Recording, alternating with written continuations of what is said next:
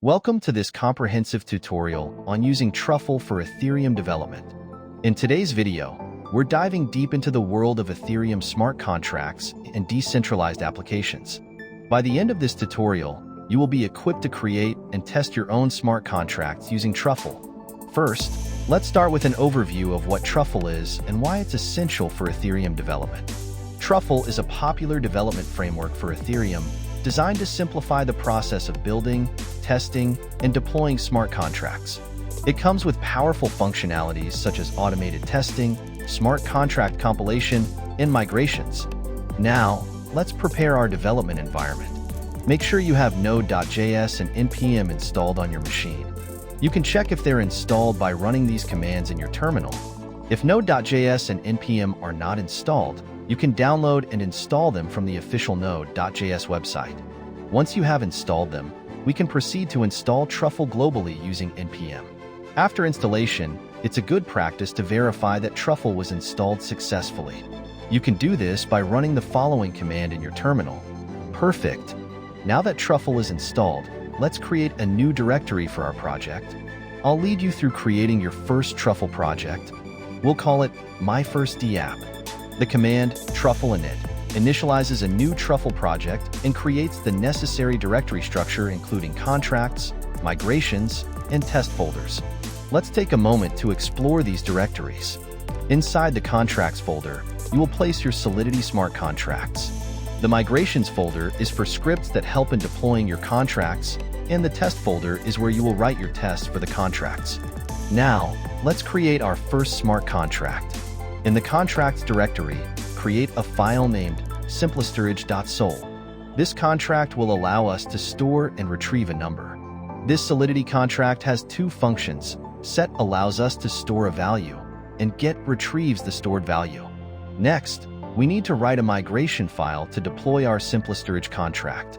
Let's navigate to the migrations directory and create a new file called to_deploy_simple_storage.js. In this migration script, we import our simplestorage contract and instruct Truffle to deploy it. Now that our contract and migration are ready, let's set up a local Ethereum network for development. We can use Ganache, a personal Ethereum blockchain. If you haven't installed Ganache, go ahead and install it from the official Truffle Suite website. After installing Ganache, open it up. You will see that it runs a local blockchain with a set of accounts with some Ether. These accounts will be used during our development and testing. It's time to configure Truffle to connect to the Ganache network. Open the truffleconfig.js file in the project root and modify the configuration. Let's add a development network configuration. This configuration tells Truffle how to connect to our local Ganache network at the specified host and port. After saving the changes, we are ready to deploy our contract to the Ganache network. The Truffle migrate command compiles our contracts and deploys them to the specified network. You should see the output indicating that your simplestorage contract has been deployed successfully. Note the contract address as you will need that later. Now, let's test our contract. Create a new file in the test directory called simple_storage.test.js. We will use the Mocha testing framework and Chai assertion library that come with Truffle. In this test, we first deploy a new instance of simplestorage before each test. Then, we check if the set function correctly stores a value and if the get function retrieves that value. Let's run our tests now. The command truffle test runs all the tests in the test directory. If the tests pass successfully, you can be confident that your contract behaves as expected. Congratulations! You've just created, deployed, and tested your first Ethereum smart contract using Truffle. Next, let's discuss how to interact with our smart contract from a front-end application.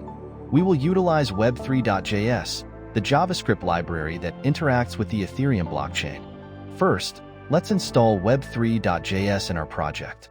Once web3.js is installed, we can create a simple HTML page and JavaScript to interact with our simplestorage contract. In the root directory, create an index.html file. This basic HTML structure provides two buttons for setting and getting a number from our contract. Now create an app.js file and add the following code to interact with the contract using web3.js. This code initializes a Web3 instance and interacts with our deployed smart contract. It retrieves the account connected and uses the set and get functions defined in our contract. Finally, let's open index.html in your browser and interact with the dApp. To recap, we have learned how to set up a Truffle project, create and deploy a smart contract, conduct tests, and finally, build a front-end interface to interact with that contract using web3.js. You've taken significant steps forward in your Ethereum development journey. Before we wrap up, let's discuss some best practices. Always write comprehensive tests for your smart contracts and consider gas optimization when writing Solidity code. Understanding common vulnerabilities like reentrancy and overflow is crucial for building secure contracts. Additionally, utilizing development tools such as Etherscan for verification and integrating a CI/CD pipeline for your projects can significantly enhance your development workflow. As we come to the end of this tutorial, I hope you have found it helpful. If you did, please like this video, subscribe to my channel, and let me know your thoughts in the comments below. If you have any questions or topics you'd like me to cover in future tutorials, I'd love to hear from you. Thank you for watching, and happy coding in your Ethereum development journey.